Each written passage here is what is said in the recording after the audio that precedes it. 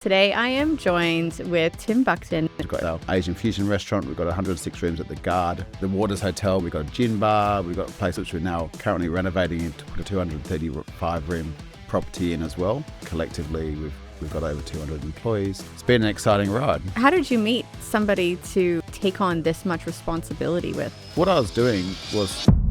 Who is your target market for that, and how do you get people to come back? 73% of our 100,000 email database or followers are female. I didn't realise how intense lighting is in a restaurant setting. Yeah. You need to nail the lighting at the right time, and that subconsciously will make you want to stick around, make you want to have another drink. And so this is sort of the little tricks you can do. How do you find team members in that industry that actually want to work hard? It's hard enough to find people that have a skilled trade that want to work hard at the skill that they have literally done years for. I would think hospitality would almost be even harder because you'd get people just testing the waters and... It's a huge challenge. And unfortunately, it's just a bit sad state of affairs, but the easiest way is... Wow. Hey Rebels, it's Charlie, your host of the Salon Rebel Podcast. Today I am joined with a little bit of a different industry man. His name is Tim Buckton, and he was brought to me by somebody that I've been getting to know and working with named Morgan, who has been actually helping us launch our YouTube channel, which has been great. And he has introduced me to his friends. Tim Buckton has led quite an interesting career path with starting out into hospitality. He is now in Fremantle doing really cool things. He is a director of Emily Taylor and Guard Hotel. And I just want to know how he got there and how he started from really the ground up from what I know. And yeah, so hi Tim, thanks for coming today. Yeah, thanks for having me. It's exciting. Meeting a stranger for the first time in a It's studio is always fun. That's why we have chilled red. Very nice. Cheers. Thank you for that. Cheers. So tell me a little bit about how you got into hospitality. Were you always wanting to get into hospitality? Did you start as a dishwasher? How did it start for you? Yeah, so I guess like everyone, or not everyone, but a lot of people in high school, not really knowing what to do, not really knowing where my path was going to go, and coming out of high school, did my exams or whatever to get into university, but still not having a real clear direction. Ended up working in just pubs and Domino's and sort of those sort of things, and washing dishes and doing real basic tasks. And then I sort of fell into the hotel or hospitality space at a hotel in the city called the King's Hotel, which is actually not operating anymore, but it was a pretty shady hotel. A lot of shady stuff happened there. But as a young 17, 18-year-old, I sort of found it quite an interesting environment. There's always something different happening. Especially the dodgier the hotel, the more interesting stuff that's happening. So we definitely had some interesting scenarios happening there. But and I just actually really enjoyed the environment, the whole non-stop nature of what a hotel and hospitality represents. And I think very quickly made good friends in that industry. And so I pursued my career in that space, and I never really looked back. I went from that going straight into sort of restaurant management level stuff. But I was very ambitious, so I was hungry for a general manager. So I've got total control of everything. So I think I would be one of the youngest at the time general managers of it's called Sonasali, but it's a Hilton in Fiji, and they were always looking for general managers because generally younger general managers who don't have a family who are not attached to, so they're free to sort of go live on an island in the middle of the ocean, middle of nowhere, where you can sort of commit and focus on your time, and so that sort of opened up that door, and then from there it sort of rolled into a role looking after multiple properties across the country, from properties actually not just the country but also New Zealand, and we had a property in Singapore, so looking after I guess a group of hotels for a large group. And I guess in my probably early 30s, I realized when I saw the profits being returned through this industry that I was very, very keen to get my own slice of the pie, if you know what I mean. Yeah. So I invested well. I bought a couple of cheaper apartments in Perth at the time and sold them at the right time. And with the support of a bank and a good business partner, we're able to create our own hotel, well, not really a group, but we've got various businesses. We've got Emily Taylor, which is our Asian fusion restaurant. We've got 106 rooms at the Guard. We have the Waters Hotel, which is a beautiful sort of heritage style building. We've got a gin bar. We've got a place called Sailing for Oranges, which we're now currently renovating to put a 235 room property in as well, with another food and beverage outlet and function event space. And we want to put in a gym, almost like a day club thing. So as in saunas and like a place where people can sort of sauna and steam room and get the ice rooftop bath in pool there. and all those sort of things that will be accessible for the hotel guests as well as just general public. So that's our next venture. So, and then it sort of grew from there. We also operate the Hougoumont Hotel, which is through my business partner who's previously owned that. So we've got a lot of little assets all in one Fremantle, but collectively we've got over 200 employees. So we've become quite a large employer in a small area like Fremantle. So it's been an exciting ride. How did you meet somebody to take on this much responsibility with? That's most business partnerships don't even work. That's a big Well, what I was doing was something a lot bigger just for someone else. So when Patrick, who's my business partner, invited me in as a partner. This is Prindiville? Yes, yeah. He's not part of the Prindiville group, which is quite a large hospitality company. But he's related to one of them, but completely separate. So we're not affiliated in any business sense. But he sort of said, listen, there's a good opportunity here. He needs an operational person, and would you be interested in coming forward? And then I think with my skill set, what I was able to do for other hotel groups, like we had 3,500 rooms for one company I was looking after. I was able to bring enough knowledge and to then make sure we were secured, make sure we were going to be successful, because I've done it with various properties around Australia, so I know the process of setting these sort of businesses up and making sure they work. There's a lot of opening a hotel is a huge process. There's probably about 1,000 moving parts leading up to the opening day. So yeah, and I enjoy it. So I actually quite enjoy the challenge. I think sometimes once we get too stagnant, I'm looking for the next thing, and that's sort of. I think most entrepreneurs would understand that. As so soon as things get remotely stagnant. easy. Yeah, you're like, oh, that's a bit boring. Yeah. Yeah. So, but we're in a good space now. Just open up the Guard, which is the newest 5-star When did that hotel. open? Only 3 months ago. Okay. So there's 106 beds, but it's the biggest injection hotel rooms into Fremantle in 150 years since the Esplanade opened. So that's a huge asset for tourism in W or Fremantle particularly. And you took on a heritage building for that? Yeah. Well, we love the heritage connection to Fremantle. So everything we do tells a story. So there's a story behind Emily Taylor. It was a ship that used to bring spices into Fremantle. And there's a story behind the Guard, which is an old police station. There's a courthouse next to it and used to be sentenced or processed and sentenced in the Fremantle old courthouse, the Fremantle court, then sent straight up to the prison. So there's a lot of connections in there. People like Alan Bond were sentenced in that space. And then the Hougoumont a convict ship. So that used to bring convicts. The last convict ship, J.B. O'Reilly, is a Fenian, like an Irish prisoner, a political prisoner, you call it.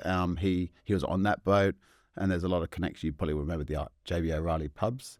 Yes. In the city. Yeah. So that he's it's a famous sort of. But that story all happened around Fremantle. We escaped from the prison. There's a whole book about that. I had no idea that was even like a convict. Yeah, he was. I've only lived here for part of my life. So then we Taylor thing, and then you got like Gimlet, which is our little gin bar. Gimlet's the name of a drink, which used to be, it says gin and lime or gin and lemon or citrus, effectively, which the people travelling on the ship used to drink on the Hougoumont, for example, to prevent scurvy. So it's like something to keep their health up. So all these little quirky stories, and that makes a hospitality product a bit more interesting than your random sort of like a Novotel or like a Hilton or something, which is quite. Is that because you've always been into history and heritage buildings, or is that purely from like a marketing perspective? I think I've always had a really good, not good knowledge, but a real keen interest on history.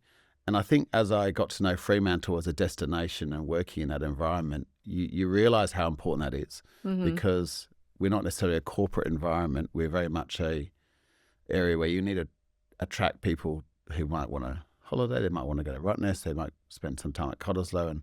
And when they're there, they're looking for, like, people travel for to learn and to be educated and to be inspired. And I think that's where we sort of came up with all of these. Well, they're not stories because they're real. So true stories, I guess, which we had to do a lot of research to figure out what angle to go and how to successfully tell these stories.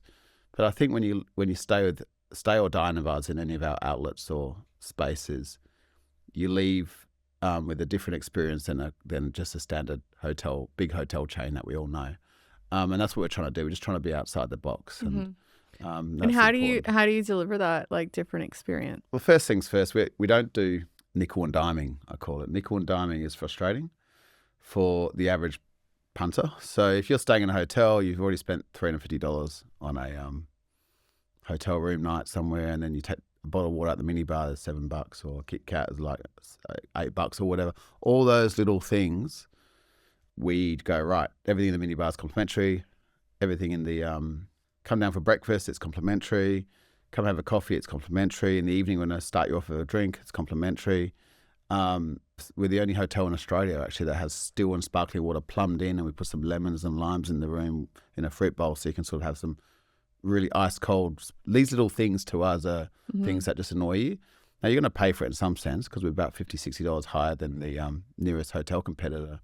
But it's a strategy that I think is really successful for us because by including everything and everyone knows their set rate. It's people transparent, right? Yeah, it's transparent, honest, and I think that's just a different sort of.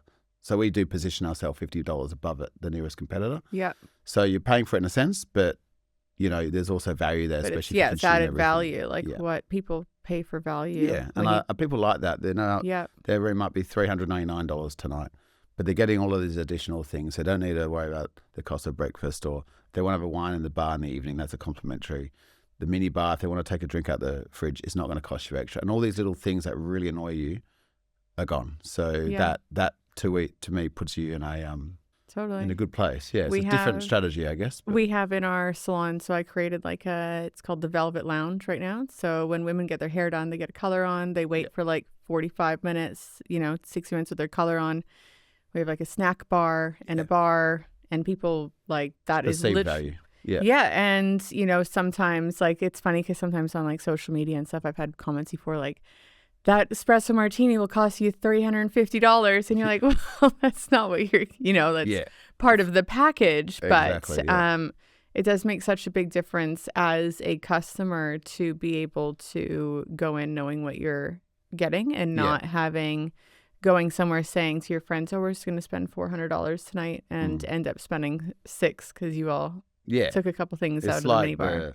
From a restaurant point of view, I don't know about you, but nothing worse is when you dine and they come to straight away. That most places will come to you still or sparkling. Okay, great, no problems, but they don't actually tell you the fact that there's $11 fee per bottle of sparkling water or something like that, and that's ridiculous. So we've taken the same strategy. So you sit down, still or sparkling, it's all complimentary.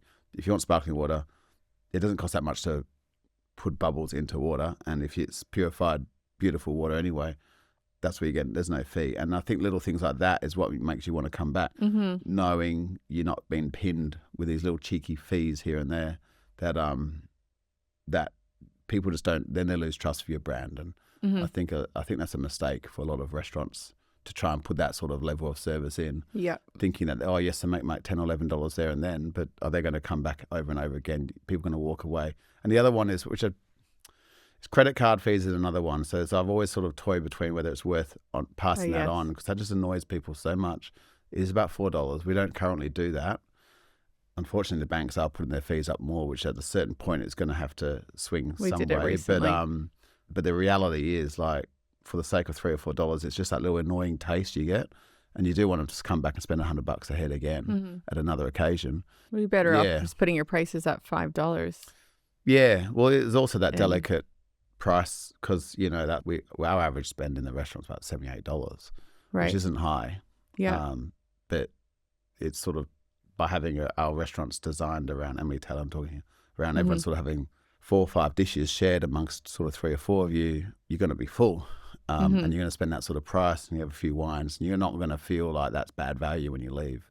That's really, really important, because that's how you go from being a restaurant that you might go to once, say Nobu that's got a brilliant menu, unbelievable, but it's expensive and you might just do it for anniversary or your birthday or your graduation or something. We want to be known as a place that you just might pop into literally every week. It's not going to break the bank, and sort of have that accessible, easy to access menu that is going to be quick and it's going to be efficient, and that's sort of how we model our Do you have business. like a target market there? Like what kind of people are your clients? And Emily Taylor, just for anybody that doesn't know, is a really cool restaurant in Fremantle that is, do you know what my favorite line is from servers is when they always come over now and they go, I don't think you guys call them servers here, but they come over and they go, our restaurant's a little bit different. It's designed for sharing. And I'm like, every restaurant now is designed for sharing. More and more where you do that speech. But it's delicious. It's like, it's Asian fusion, super spicy, like a lot of spicy dishes. Really great vibe, always busy. I mean, Amber, my AOs, we're just talking about this today. Like, who is your target market for that? And it's funny, we literally wanted to ask you about how do you get people to come back? Well, straight up, our target market's females.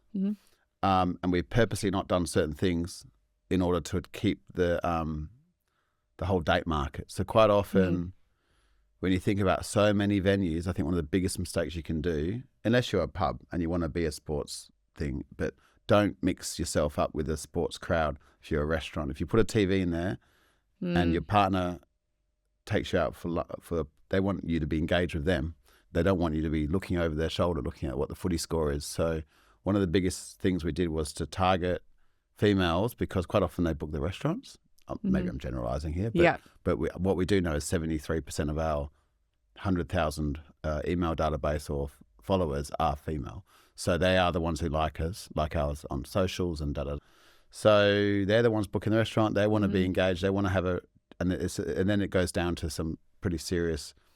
There's actually a guy from Las Vegas we spoke to who does this as a career. He'll come in and he'll choose certain colors that, like, they sort of use this jade green, and that's meant to make people feel a certain way at the right time. The lighting was this whole schedule, which is, I didn't realize how intense lighting is in a restaurant setting. But you need to nail the lighting at the right time, so there's a slight drop in lighting, which you wouldn't even notice.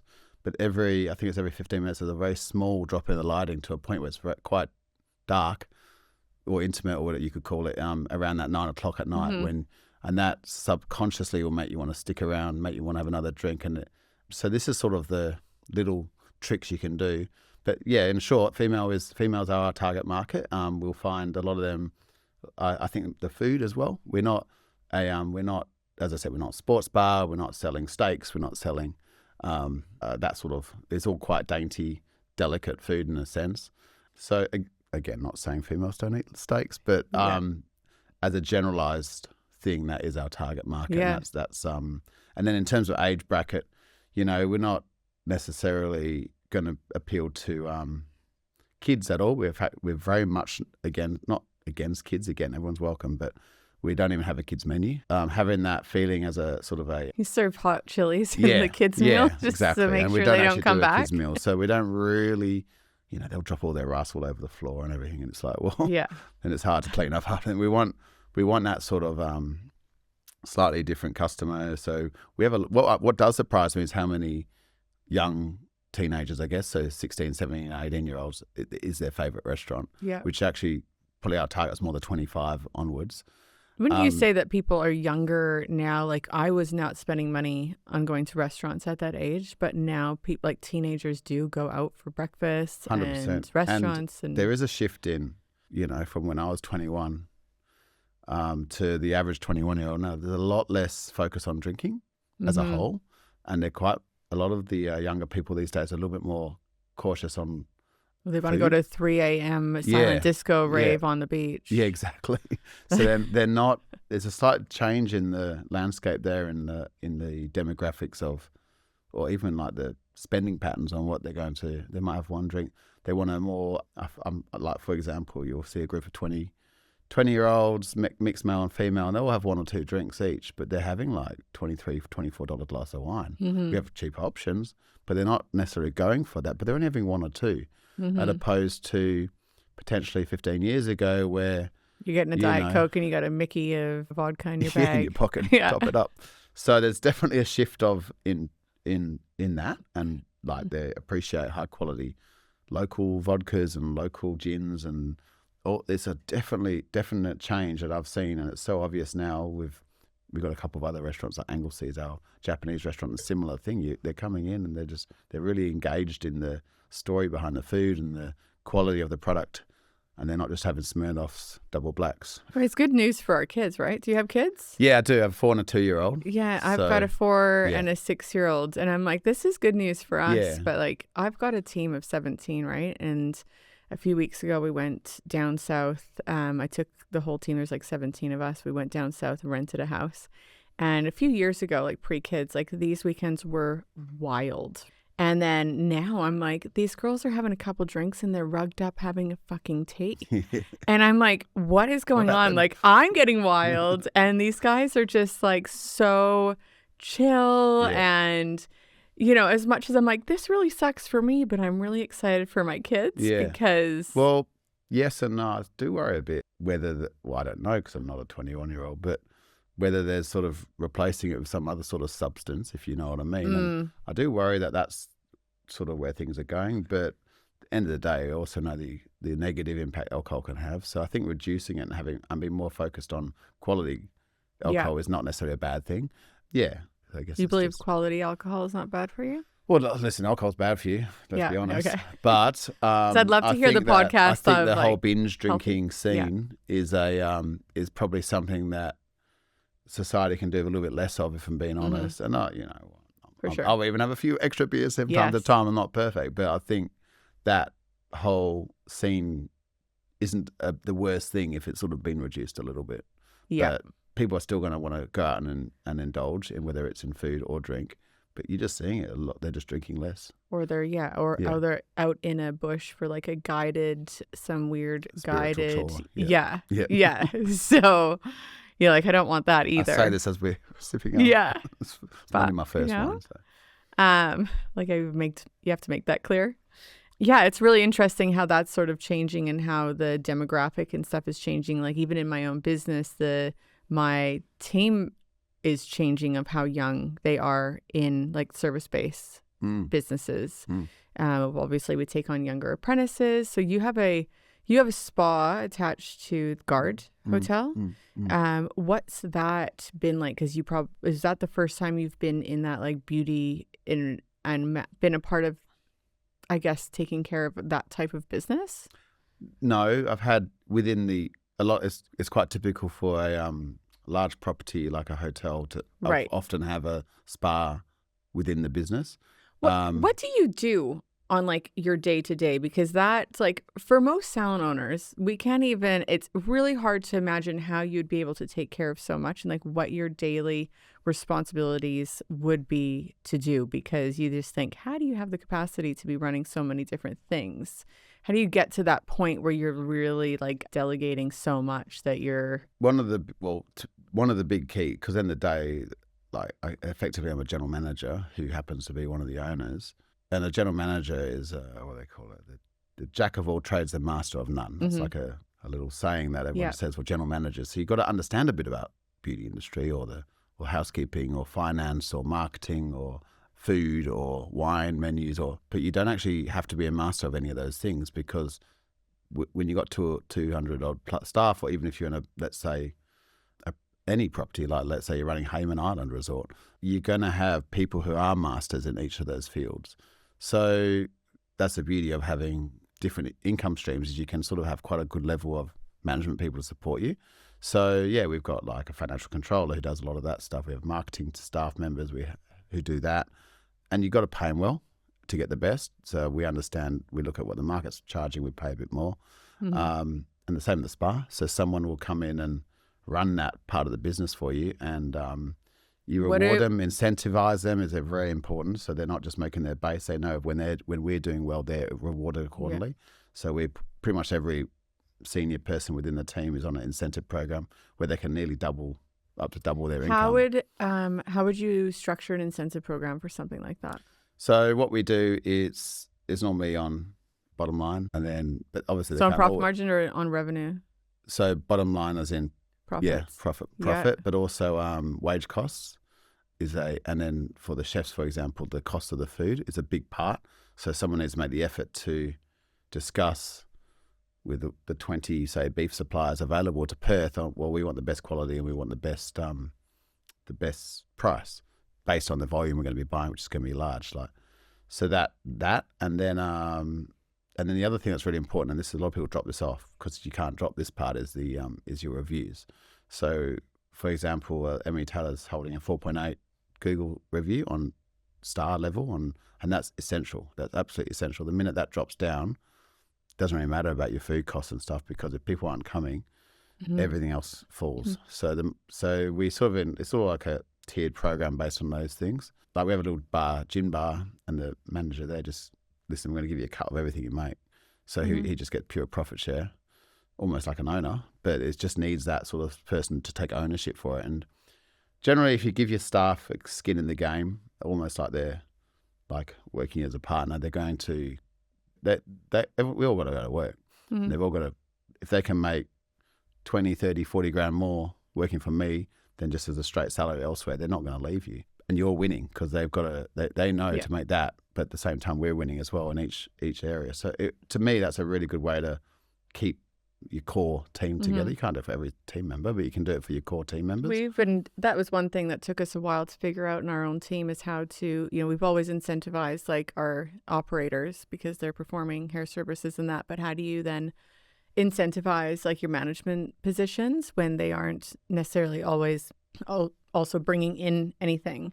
And recently, one of the things that we incorporated was they get a list like every week that they have to hit. If they hit different things, they get certain payouts for different things, like being under a certain budget for our color, or being getting a certain amount of Google reviews each week. And we started doing one where we literally, it's just like a mini shampoo or conditioner that they get given when they check out, that if they leave a review, they get to take one home for free. Yeah. And that's been like massive. And just the amount of sheer volume of clients that'll come in now and say, because they are so relevant and so often, it's not just like having 300 Google reviews and them just sitting there and not having for ages, but having them constantly come in and boosting your SEO and AEO there is huge. Like you see a difference so fast, and you're like giving that little tiny thing, like you were saying, that value, that added value for really, not much makes such a big difference. Even rewarding them for the number of Google reviews or where you're sitting. So like I think from a marketing side, the most important number is your Google score, because like pretty much everyone these days will quickly check before they book a hotel, a restaurant, a day spa, a hairdressing salon, everything before they actually make those appointments. And if you're lagging, you're probably not going to get the business, or it's very, very difficult. So in terms of, if you need to invest, obviously you need to do it legitimately, because Google have got their own, making sure that you do it fair. You can't, do fakes or whatever. But if you're incentivizing your team to get good scores, and that's well within your right as a business to encourage good reviews, as long as they're legitimate reviews, you're doing the right thing, and that needs to be your highest priority. If that's going to cost you a bit of money in giving away a staff party or whatever you got to do to get your scores up, I think that has to be, there's a better use of marketing funds than potentially just putting out a big SEO campaign where you put 10 grand behind it when you're not necessarily, like, you're better off putting that into a focus for the employees who will be incentivized with that money to just say, hi, I hope you've had a good experience. If you don't mind leaving us a review, here's my name, da-da-da. And Google, as I said, they encourage that. They give you little QR codes and everything straight to your account, so you can actually do that. So I think that's actually one of the best things you can do right now from a marketing point of view. It makes it exciting for the team too, right? Because they get to be a part of that rather than just everything happening in the background. For sure. And them just be customer facing. It's still customer facing, but they get to be part of the growth of the business. We do little things like we have a graph. We did actually. We stopped this a while back, but basically we had a graph where this month there's a competition over because the most going to get of their names mentioned or whatever on Google is going to get a reward. It's significant, like a couple $1,000. And there's a graph, and put them up there. Now, not everyone agrees on this, but people are competitive naturally, so they don't want their names to be at the bottom of the graph. So they're going to just, I know you got a couple, I don't want to be on the bottom. So even if they're only working part time or something, that to be involved in that, and then we found that was also quite a good strategy just for that competitiveness. Oh, I got more this week, or I did an extra shift, but I got, you know what I mean? And then someone does take away a financial reward for all of their kind efforts or good efforts with their customers, and then obviously we've got happy customers. Because no one's going to give you a review if they didn't have a good experience. So regardless of how friendly the staff are. Yeah. And there's always the people that probably don't participate at all. But then they talk to people as well. That's another thing. So word of mouth's really important, especially in cities like Perth, where you've really only got a tourism market probably 6 months a year, and then the rest of it you really need your locals to come in. So you need them to. Is that a huge thing that must be in Fremantle, especially for we're tourism? Seasonal. It is a seasonal destination. Well, if you were to advise your friends to come to Perth, now's the right time. It was 40 degrees yesterday. The beach was perfect. Go to Rottnest. We're a water-based activity town, like whether it's fishing, diving, surfing, snorkeling, whatever you want to do. But all of those things really do require warmer weather, and you see a massive lull in the middle of winter, where you're looking at different markets. You're trying to get your locals to come for staycations and da-da-da.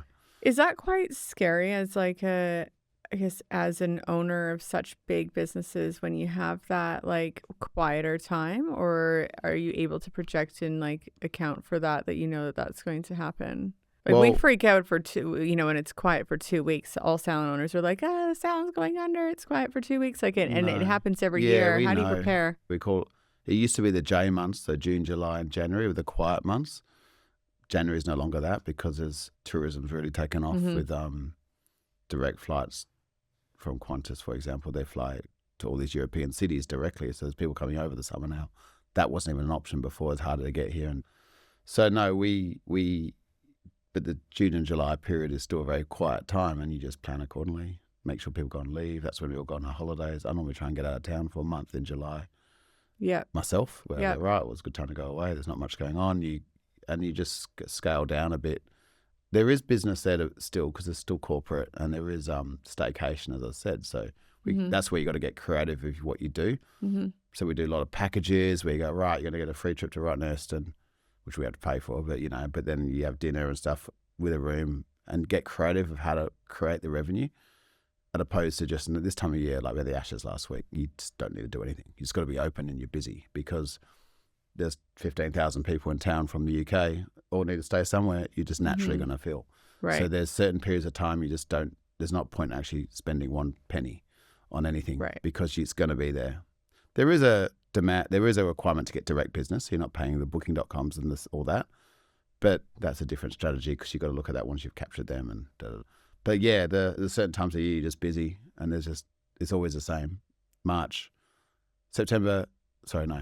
February, March, and November you're pumping, and then there's a few months you just know you're quiet and you just plan accordingly or try and do some marketing things, and it all works out in the wash for the year. Yep. Yeah, you look at it as a year strategy, not so much. Yeah, are you usually a year ahead normally? So we're always available for 365 days in advance. Yeah. Yeah, and there's things we do. But with marketing, do you plan your marketing for the year, or are you? No, we do. So we have a marketing calendar that's rolling, but it's always a year out. So, for example, May's going to be quiet. I already know it is. I'm looking at business in the books and forward. So we're looking to put a strategy in now for that period. There is always... When would you start marketing for May Now. Yeah. Okay. So you could start trying to promote packages and stuff now for May. Yeah. There's no point going too far ahead because so many things can change in the hotel industry that completely shift the dial. For example, I don't know if you remember about a year ago, Coldplay played in Perth. That was announced about maybe 10 months out. And that was the height. So if let's say I'd already done a promotion for that period, and then, you filled half your hotel already with packages or something cheap, and then all of a sudden something like this gets announced, you're cooked because you've taken too much business. Right. So there's less opportunity. So because of these things are always sort of within a year, you don't really need to plan further than that ever, because there's always something come up. To be honest, one of the biggest things that happen in Perth is the the UFC and the WWF. Not my thing, but that brings thousands of people here, thousands, because people come from Singapore and all over the place to attend these events. And Perth locking in, so the tourism are locking in these big events.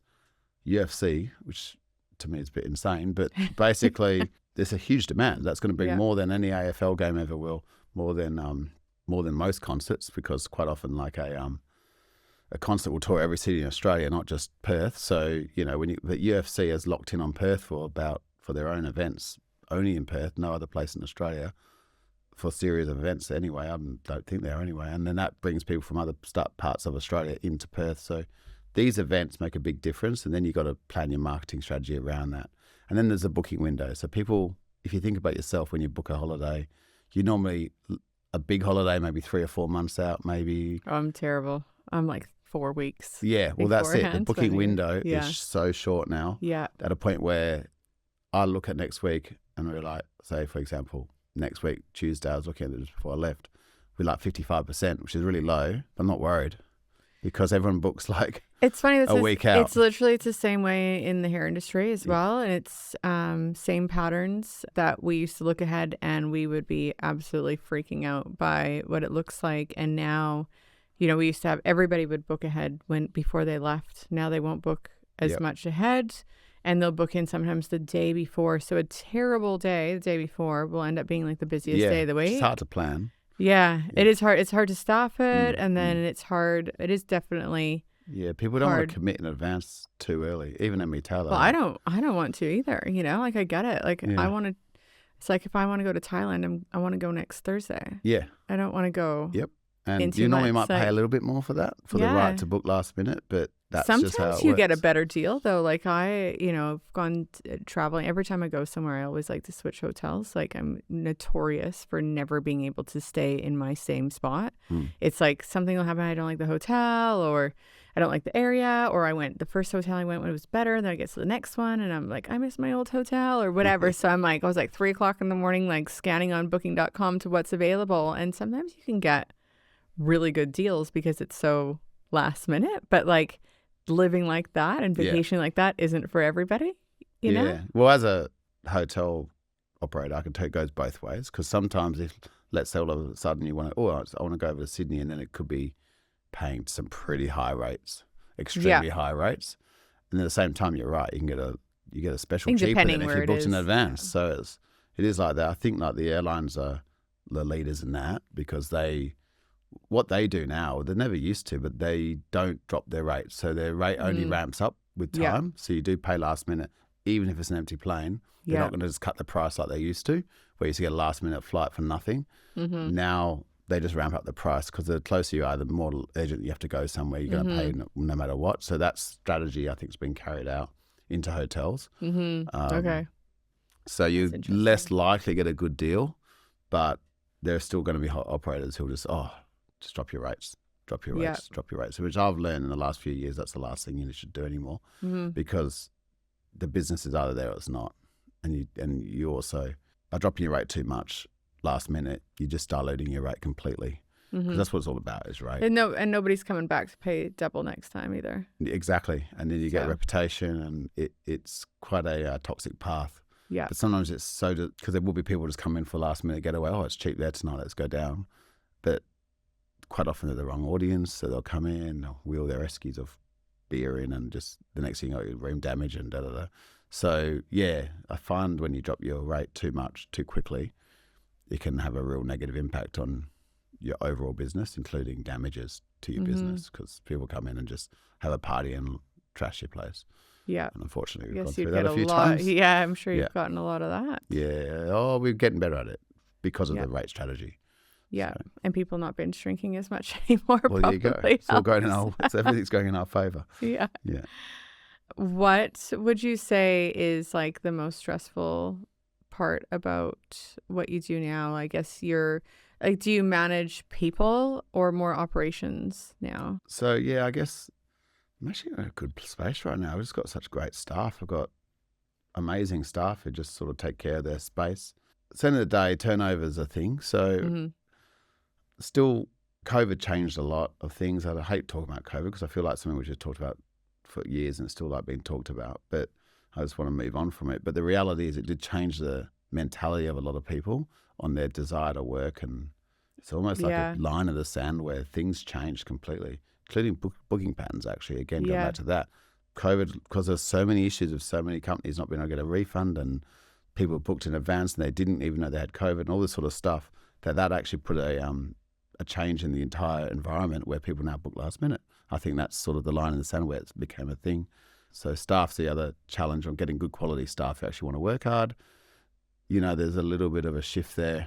How do you find team members in that industry that actually want to work hard? It's hard enough to find people that have a skilled trade that want to work hard at the skill that they have literally done years for. I would think hospitality would almost be even harder because you'd get people just testing the waters and in and out. It's a huge challenge. And unfortunately, which is a bit sad state of affairs, but the easiest way is to bring people in on visas. Yeah. So in other countries, and you got to look at hospitality worldwide, and you go to Thailand, or you go to Bali, or you go to United States, or you go to different parts of Europe, and hospitality is actually a really serious industry that people want to work in. And it's, so they're the ones you kind of want in your business, but they also want to come live in Australia because Australia is such a great place to live. Yeah. So it isn't, you got to pay for their visa, you got to support them, you got to make a case that you can't find someone within that. And that's quite easy to do because you can put an advert up and get very minimal applications. So a lot of our best chefs, for example, have come from visas. I'm a big advocate for school-based traineeships and then giving them a job straight away as soon as they finish their traineeship, and also the apprentices. We've got quite a few apprentices, and really supporting them and giving them in terms of making sure they're only working 30 hours on the dot, making sure they're getting rewarded extra if they have to stay a few hours later, making sure that whole mindset of being a chef where you never get a weekend off and you get paid badly and all that stuff's out. So we actually trying to find ways to make it more of a lifestyle. So that's how you've got to create the work now. And then the other thing is there's a lot of travellers in Fremantle.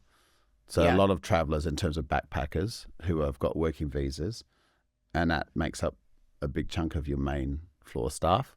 And, well, not a big chunk, probably 60%.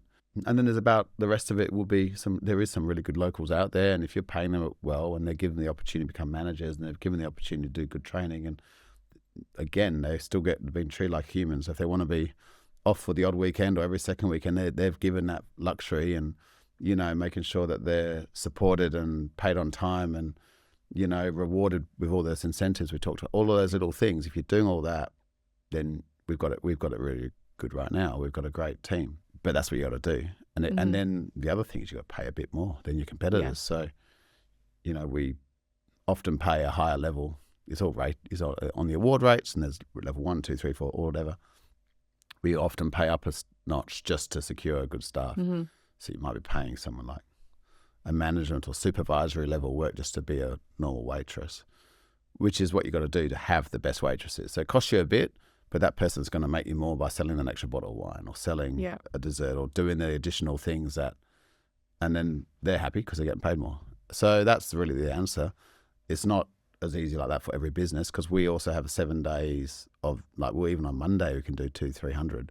So I need people every day of the week, which gives them a 40-hour week job. The biggest challenge is venues that sort of get smashed over the weekends only, and then they've got no work for them during the week. That's not sustainable for someone to work 2 days a week. They've got to pay their own bills and own rents. They gravitate away from those sort of jobs. Yeah.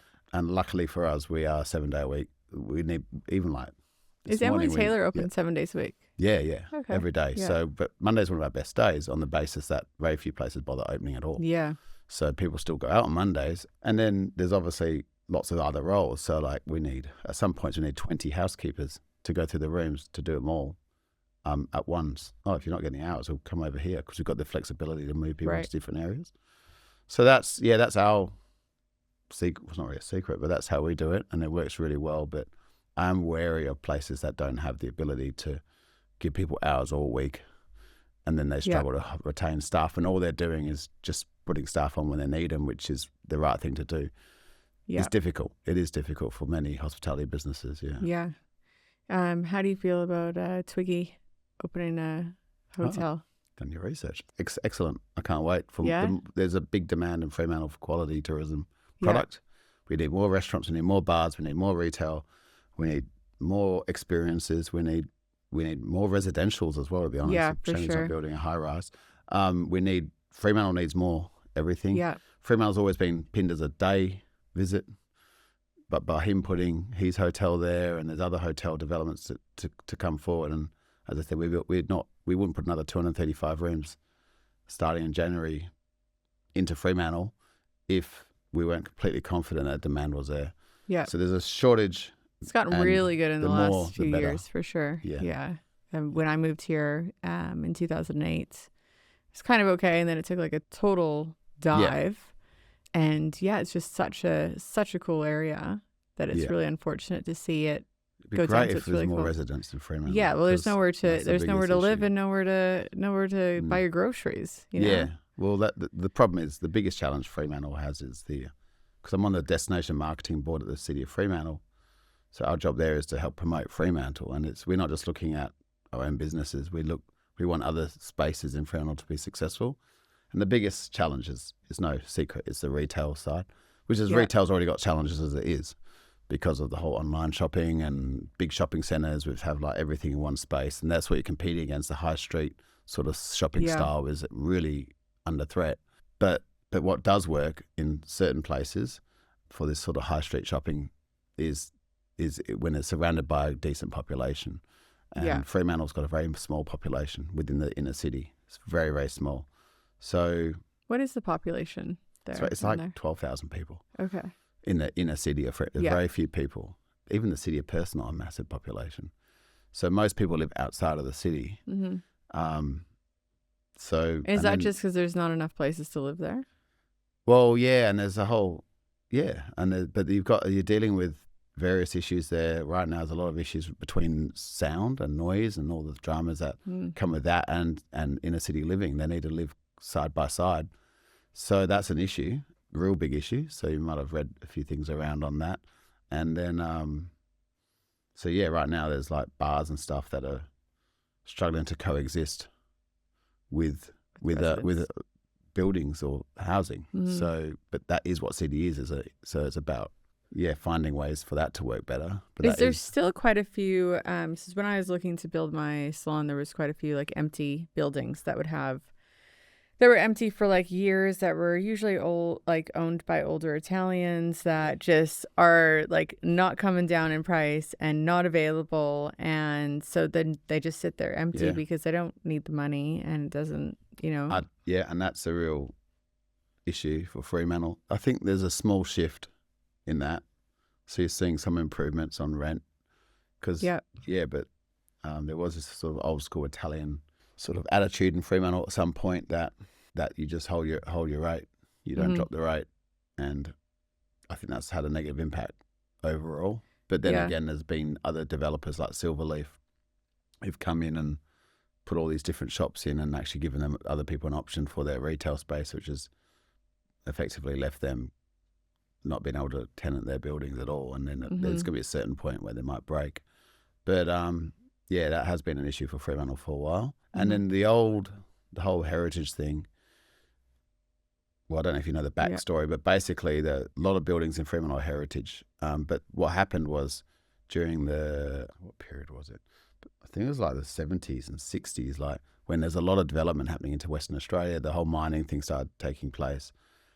All the development was happening in the city. So if you drive in Perth City, around Perth City, you'll see sort of these little older looking, quite unattractive 70s and 80s style high-rise buildings that don't actually look good because the heritage laws weren't as strict as they are now, but no one was touching Fremantle. So it wasn't worth touching at all. There's just no business opportunity there. So no one's really touching them. So those buildings got left untouched. Meanwhile, areas like, say, the council house or the whole that part of Perth got demolished and putting up these really hideous buildings in my mind. And then in the 80s and sort of early 90s, they started putting some pretty strict heritage laws in place, which protected Fremantle massively, which has been a huge success for us, for Fremantle as a whole, because it's been able to preserve those old beautiful buildings like High Street, must be one of the most beautiful streets in WA. All of that's been protected, and it will be if there was more development and interest in Fremantle at that time, all of that could have been demolished with high rises, a bit like what you've got around Perth. So luckily for Fremantle, they dodged that bullet, and now I think it's going to help them long term.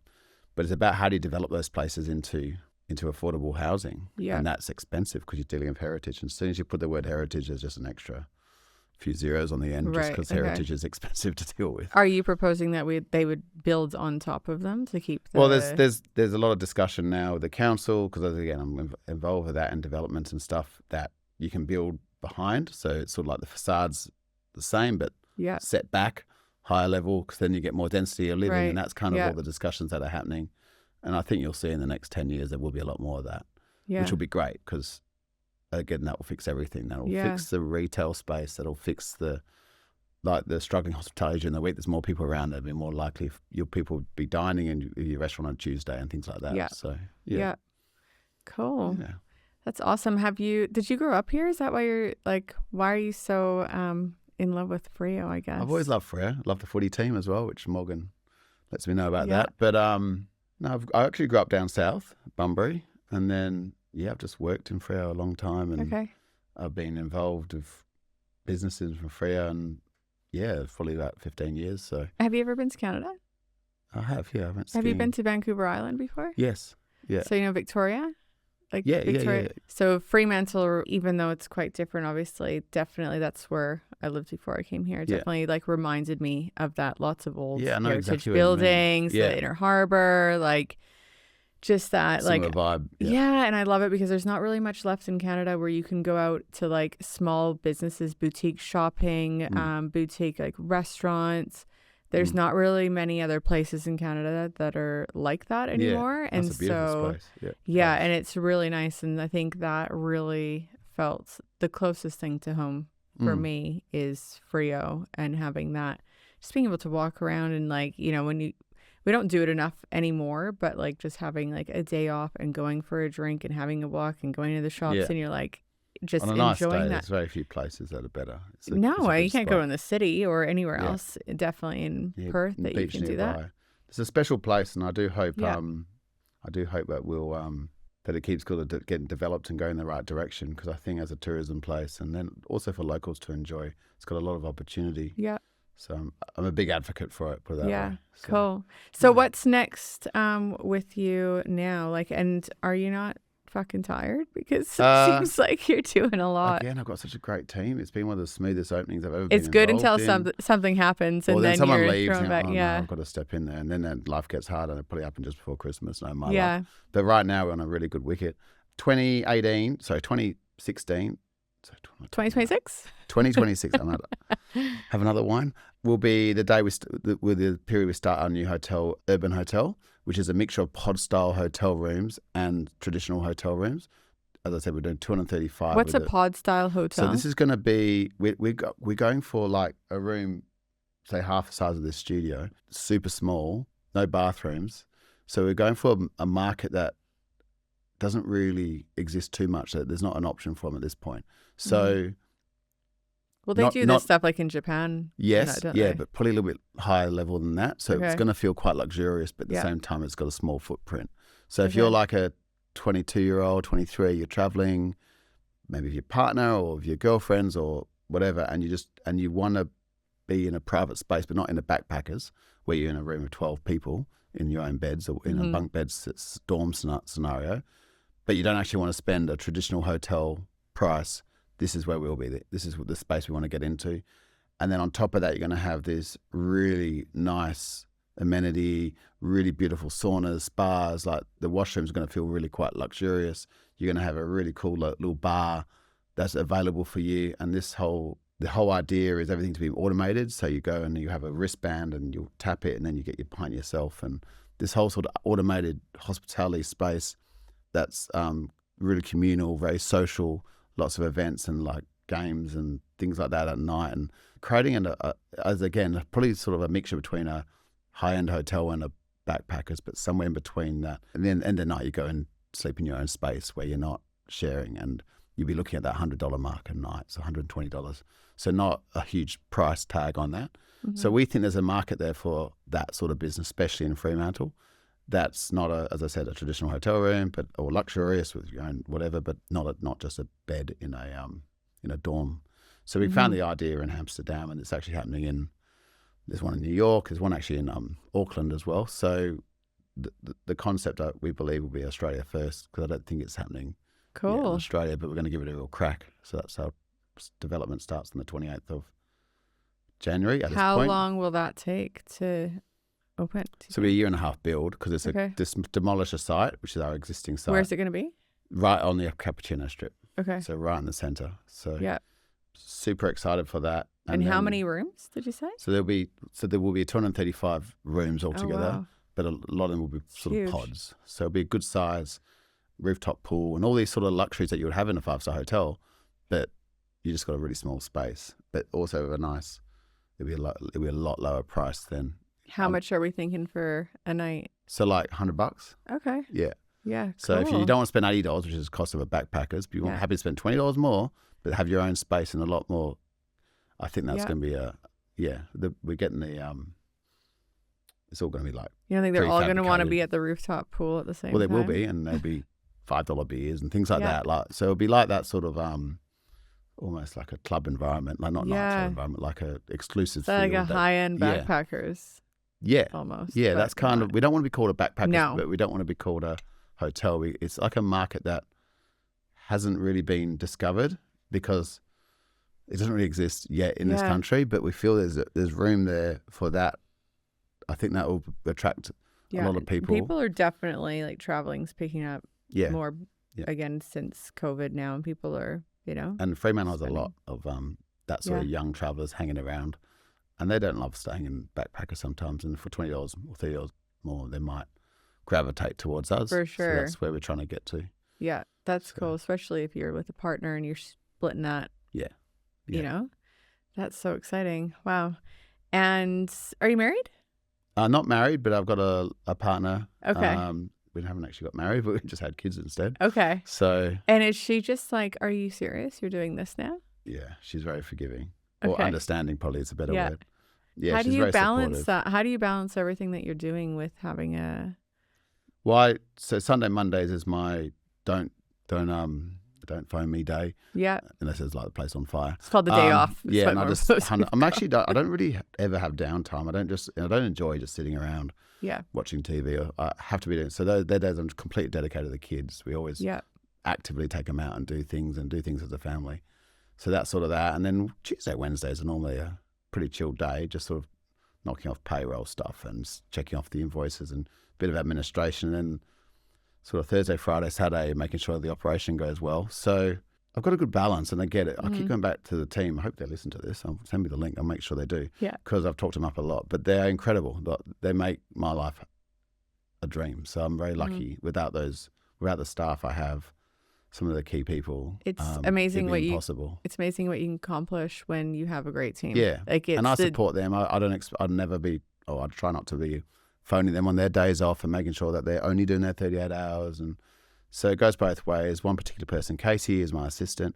If she's on, I can just rest easy. So there's never an issue. There's nothing that in fact, she can actually do more than me. She's an extremely switched on person, and she knows the business just as good, if not better than me. So when I'm away, and then when she's in on her days off, I'm there, and we just sort of work really well together on just keeping everything working. And that's how it's been, for the last 5 years. That's awesome. Yeah, it's been like that for 5 years. You've had it worked out. Yeah, Casey's been with us for longer than that now, so 6, cool. I think. And how did you find this perfect team member? Actually, randomly, she just was a waitress, and I said, pretty switched on. Do you want to help out a little bit in the office? And then she, okay. Do a day in the office here and there. And then, can you help run in the restaurant for a while? We're in between managers. And then she went in and nailed it. And that sort of just developed into, so she's actually like effectively the general manager level now. And she runs it all. But it's very important that she's got her 2 kids, that she knows that that when she's off, she's off. Her priority is her kids. It's the number one priority. And I respect that. So she's like, I need to go. Just go. You've got to look after your family first, vice versa. So we have a good balance in that space.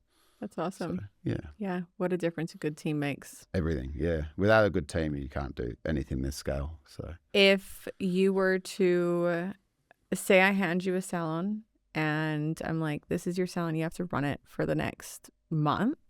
And you walk in, it's high performing, it's like booming, but the culture was shit. What would you do to fix it? I think, so I've always had the strategy of, especially in the early stages of any business, is don't be scared to get your hands dirty. So like the first thing I would do is go, right, well, I'll be on the desk today and I'll be sort of leading by example on how I expect things to be done. Not just telling, but doing, showing by demonstrating yourself on this is how I'd like to you to service the customers, not necessarily telling them, just showing them. And then just in the day, well, I think that's the most important thing really is leading by example. And, you know, during COVID, we didn't have enough people washing dishes because you couldn't get staff at all. And I was like, right, I'll just do the dishes today. And I actually think by doing that, I'd have to do it for a few weeks. You actually build a lot of rapport with your staff. Go, well, Tim's did it. Okay, I'll jump in and help do it. Do you know what I mean? It gives you the tools to sort of, not necessarily tell, but show. Mm-hmm. That's the first thing I do. So whatever, not operating a salon myself, but I'll be willing to do whatever had to be done, sweeping the floors and cleaning the venue at the end of the day, or first in, first out, just where you develop that culture or that feeling that, hey, we're all in it together. I'm not just trying to tell you what to do, because that's the first thing I'll do anyway. And then just I'm just a happy person in general, like to have a laugh, let's have a drink together, like chilled, you know, just treat people how I'd expect to be treated from any employer. And I think that generally over time that rubs off on people and that will achieve what you need to do. If you have a hard, like somebody that's really hard to deal with, maybe there's a toxic employee in that situation, how fast are you to get people out like that? How many chances do you I'm actually give a them? big believer on, listen, there's gross misconduct where trust is a big thing. So if someone's stolen or, you know, there's very little, at that point you're better off parting ways. But if you've got someone who, and actually I'll use Casey as a good example, who's now like our general manager. I hope she's not listening to this, but there's one time she's youngish, and this was 6 years ago, so she was just a bit too much partying and not coming in, smelling like alcohol when she did come in, and, you know, obviously just partying a bit too much and pretty unreliable. And I just sort of kept chipping away, come on, knowing that she had ability, and now she's the general manager and she's getting married and she sort of turned her life around. And I feel like the support I was able to give her and guide her in a sense has actually helped her shape her whole life. So yeah, I think I always do look for the best in people. People have off days. You don't just, but if someone lets you down, and they will, staff will let you down.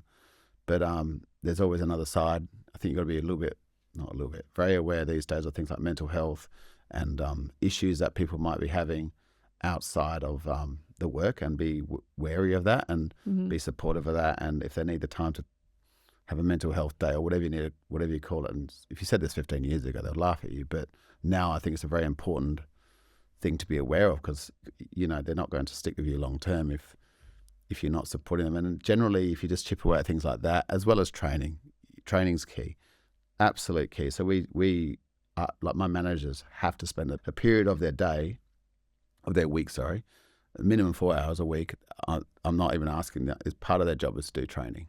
So you've got to train, whether you're teaching someone how to make coffee, whether you're showing someone about wines, if you're showing tweaking service or whatever. Every team member has to do No. Oh, the managers have to dedicate 4 hours of their working week into training. So they might do little sessions, one-on-ones maybe, but it's absolute compulsory that we're constantly training, almost overtraining. Yeah, the key operational people have to do the training sessions, and because they know things, because they've obviously been doing it. It's the best.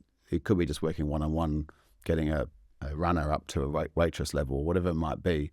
But that constant investment, that's money, because they're spending time instead of selling or whatever they're training. So that it's still money spent. It's really important that training is done. So, and then I think if training's in line, you've been supportive and push comes to shove, you just performance manage out. But that's, to me, a very much the worst case scenario. And I think in the last 5 years, we might have had twice where someone just isn't there for the right reasons. And it's bad to admit defeat, but occasionally you get that and there's nothing you can do. So, it is Have what you it had is. have you had to have some time at Fair Work? To be honest, not in recent times because I've really cleaned up my act in terms of HR. Yeah. I think when I was 25, I was working in restaurant manager roles where I was like a little bit more hot-headed, and definitely I didn't quite understand how to get the best out of people. Mm-hmm. My approach was different, but now, we're super. Do you have an squeaky HR clean. team? We have to someone do in that? HR, Yeah. yeah, but we are super squeaky clean on every single thing we do, from a performance management document. We get it all vetted legally. We've got a legal person who can support us with that. And then we give everyone the right opportunity to fix it. And then if we are exiting someone, by that point, I've got a massive case against them if necessary. Mm-hmm. And there's no claim for them if they wish to take us on. Yeah. So no, we haven't had anything. Yeah. No major I think the hard claims. thing with Fair Work now is that you can make a claim no matter what you did. I mean, you can go into work and stab somebody and be charged, and you can still put in a claim and you can still try. And so some employers end up in a position where they are still being taken to Fair Work regardless of like how clean they are, depending on the, They won't win know? though. No, but No. There's still time. it's still, and energy yeah. to turn up and Yeah. have the meeting and but so anyone who's sort of I've learned a lot about how to do that. It's so it's all stacked in the employee's favor. So if you are exiting someone, you've literally got to build the biggest case file of all time to be 100% sure that you got no claim. And then at that point, they know what's going on. Yep.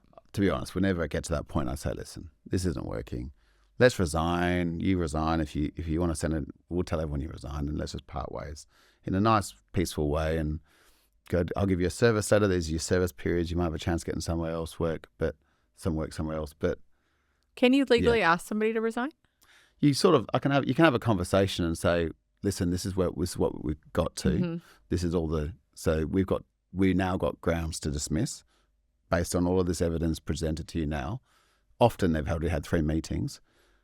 And then you say, listen, you don't want this on you know, you don't really know until you've been dismissed, but I'm happy to give you an exit letter, as in you've just left on your own accord, and good luck.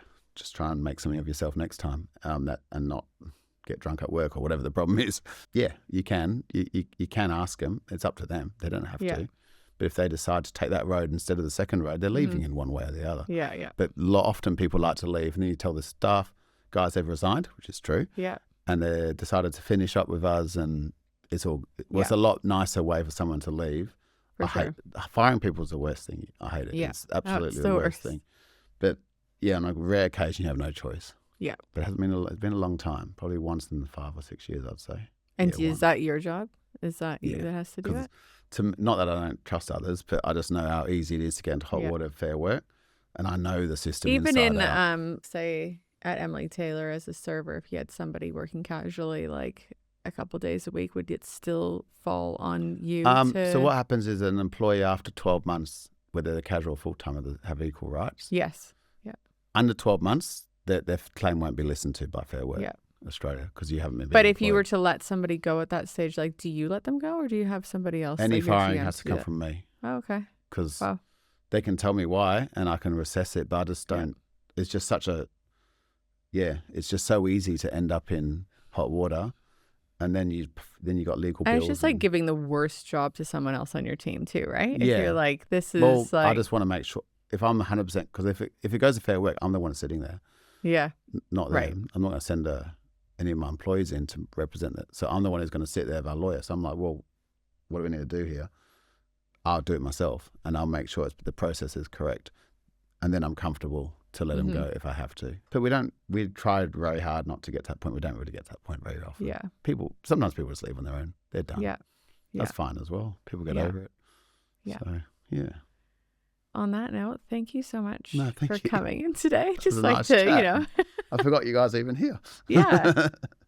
They're a bit quiet over there, aren't they? Thank you so much for coming on today. I appreciate you taking the time out of your busy day to come and meet a total stranger in this little. It's been good. Come down, have some dumplings sometime. Yeah, I would love that. I love Emily Taylor. I mean, who doesn't love Emily Taylor? I'm your target market. Perfect. So drinking on a Monday, you know?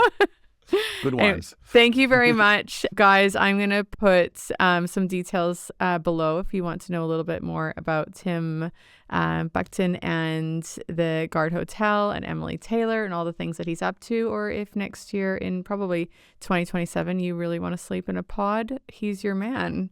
Thank you so much. Have a great day. Thank you. See ya.